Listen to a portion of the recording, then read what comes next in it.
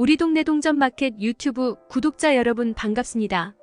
지난번에는 거란고려 전쟁 고려의 영웅 벽산공신 양규와 김숙흥의 전사 인문학처세술이란 주제의 영상을 보내드렸는데요. 이번에는 강감찬의 귀주대첩 당신이 몰랐던 고려와 거란 3차 전쟁 인문학처세술이란 주제로 영상을 보내드리겠습니다. 동전을 수집하시면서 함께 시청하여 주세요. 우리나라 전쟁사의 3대 대첩, 살수대첩, 귀주대첩, 한산도대첩, 이중귀주대첩에 대해 얼마만큼 아시나요? 귀주대첩은 고려와 거란의 기나긴 전쟁의 종지부를 찍은 전투이며 향후 100년 넘게 고려의 평화를 가져다준 결정적인 전투인데, 귀주대첩의 이모저모와 귀주대첩을 승리로 이끈 고려 구국의 영웅 강감찬에 대해 여러분들이 몰랐던 사실들을 알려드리겠습니다. 아마 한국인들 중에 강감찬이라는 이름을 모르는 사람은 없을 겁니다. 이순신 세종대왕 광개토대왕만큼 유명한 분이시지만 이상하게 강감찬에 대해 알고 있는 바를 말을 하려고 하면 방금 말한 세 분의 위인만큼 알고 있는 게 별로 없는 분들이 많을 거라고 생각됩니다. 고려시대 자체가 현재 우리들에게 익숙하게 다가오지 못하기 때문인 것 같은데, 강감찬의 이야기를 해보자면 이렇습니다. 서울 지하철 2호선 노선도 중에 낙성대역이 있습니다. 낙성대학교라며 각종 드립으로 사용되지만 실제로는 대학교가 아니라 별이 떨어진 곳이라는 이름을 갖고 있는 곳으로 다름 아닌 강감찬의 출생지입니다. 강감찬이 태어날 때 하늘에서 별이 떨어졌다고 하는데, 이래서 강감찬이 태어난 이곳을 낙성대라고 부르는데요. 강감찬의 아버지는 태조 왕건을 도와 고려를 건국한 개국공신 조현병입니다. 집안도 빵빵하고 분명 어릴 적 재주도 남달랐을 텐데 어찌된 영문인지 과거를 보지 않다가 36살이란 굉장히 늦은 나이에 문과에 장원급제하였습니다. 그러나 무과가 아닌 문과? 이 당시 무과가 있지도 않았거니와. 강감찬은 군부 출신이 아닌 엄연한 정치인 출신이며 장군이 아닌 문관입니다. 또 하나 이상한 건 집안도 좋고 과거 성적도 전교 1등이었는데도 이후 거의 20년 가까이 지방관직을 전전했습니다. 그 사이 고려는 거란족과 1차 전쟁을 겪고 서희가 외교 담판을 통해 강동 6주를 개척했는데요. 강조 이정변이 일어나던 해 1009년 강감찬은 지금의 외교부 차관이 됩니다. 국왕이 교체되는 대규모 쿠데타가 일어나고도 탄핵되지 않은 걸 보면 이전까지 강감찬이 그렇게 정치권 핵심부에 연루되지는 않았던 듯합니다. 그로부터 1년 뒤에 2010년 거란족 황제가 직접 쳐들어오는 거란의 2차 전쟁이 터집니다. 강조가 직접 군대를 이끌고 거란족을 막으려다가 전사하고 거란족이 서경까지 내려오자 고려 조정은 당장 항복하자는 여론이 지배적이었으나 강감찬을 비롯한 소수만이 당시 고려 8대왕인 현종에게 일단은 피신을 가고 그 사이 끝까지 싸우면 승산이 있다고 강력하게 주장했습니다. 쿠데타로 강제로 추대된 현종이 대세를 거부하고 강감찬 의견에 따라 수도 개경을 떠나 남쪽으로 피신 가기로 한 걸 보면 현종이 강감찬을 상당히 신임했던 듯한데요. 현종이 전남 나주까지 피난 가는 과정에서 각종 도적대와 현종을 왕으로 인정하지 않으려는 무리들 때문에 현종은 정말 고생을 하고 심지어 그의 측근들조차도 전부 현종을 떠날 때 강감찬은 끝까지 현종의 곁을 지킨 몇 안 되는 충신이었습니다. 이렇게 2차 전쟁 끝이 나고 현종은 강감찬의 공을 취하하며 이후 강감찬은 초고위 관직들을 역임하면서 고려의 재상이 됩니다. 강감찬은 동북면 국경지대로 가서 여진족들 문제를 처리하기도 했고 수도 개경의 나성이란 성벽을 두르는 작업에도 열을 올렸습니다. 거란족이 세 번째 침공을 해오기 1년 전에 강감찬은 고려 조정 내 2인자 벼슬에 올랐으며 군통수권까지 전담하게 됩니다.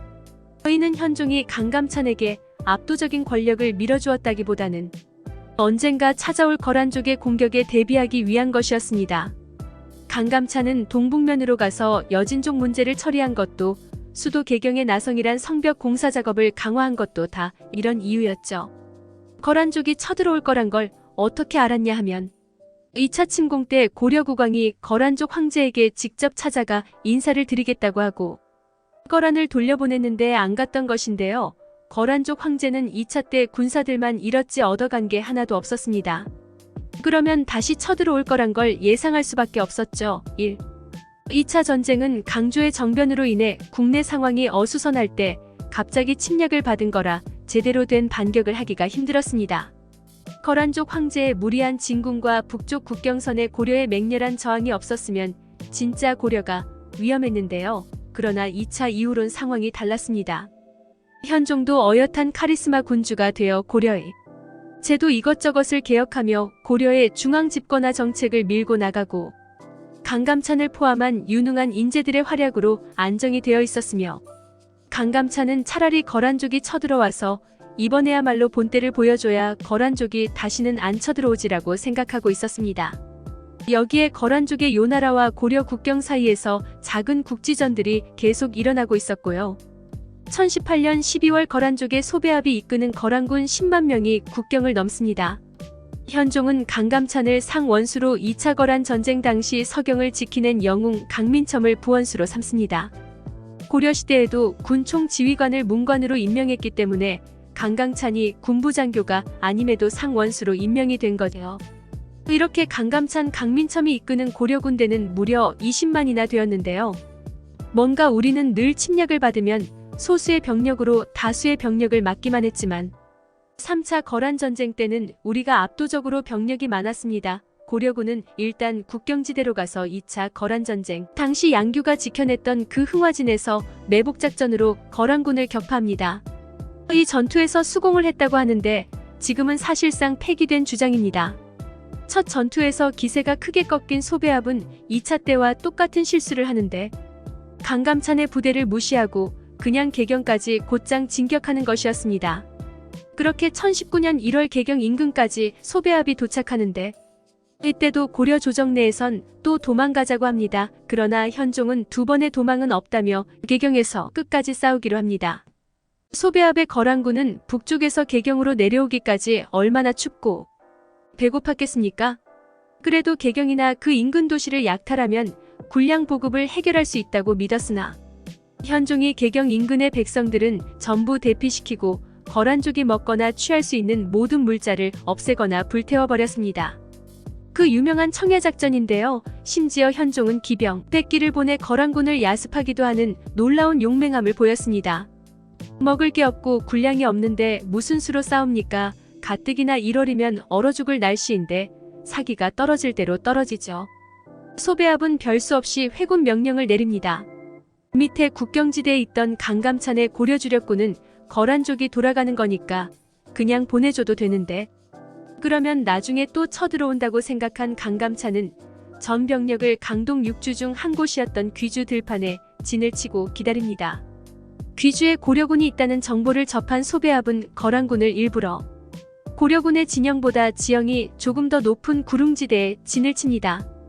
고려군과 거란군 사이에는 강이 하나 있었는데 이 거란군은 고지대를 점유하고 있기 때문에 고려군을 도발해서 강을 건너게 하는데 일방적으로 화살 세례를 퍼부으면 거란족 입장에서 승산이 있었습니다.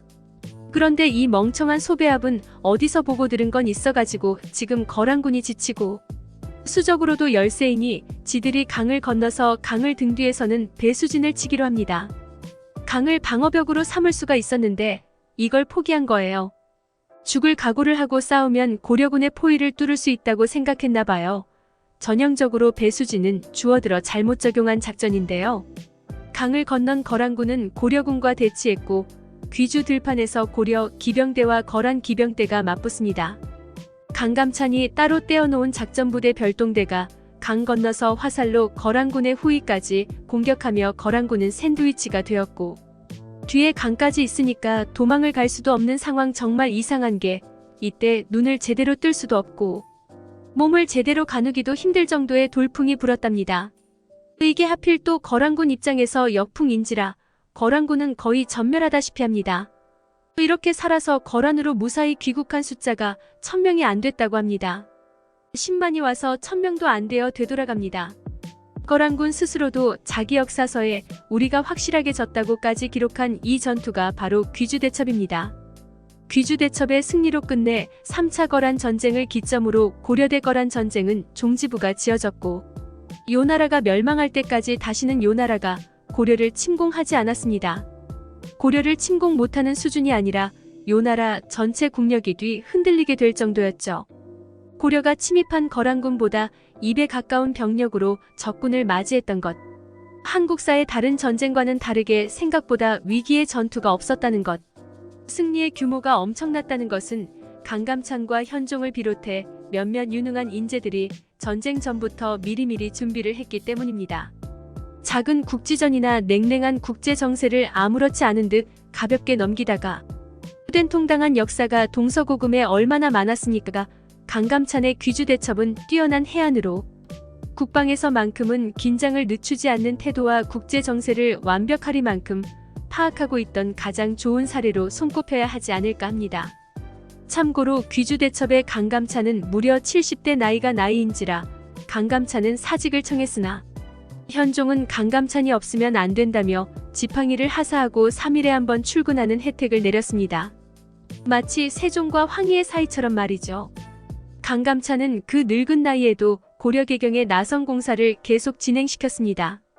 1031년 현종이 승하하고 마치 주군을 따라가듯 3개월 후 똑같은 연도에 강감찬도 사망합니다. 현종에게 강감찬은 아버지와도 같은 사람이었고 강감찬이 개경에서 눈을 감을 때 태어날 때처럼 하늘에 별이 떨어졌다고 합니다. 이로 인해 지금의 개경에도 낙성대가 있다죠. 우리 동네 동전마켓 유튜브 구독자 여러분, 오늘은 여기까지입니다. 계속적으로 동전과 지폐 수집에 관한 다양한 영상과 역사인문학에 관한 다양한 영상을 보내드리겠습니다. 이 영상이 유익하셨다면 구독과 좋아요 꼭 눌러주시면 감사하겠습니다. 다음 영상에서 또 만나요.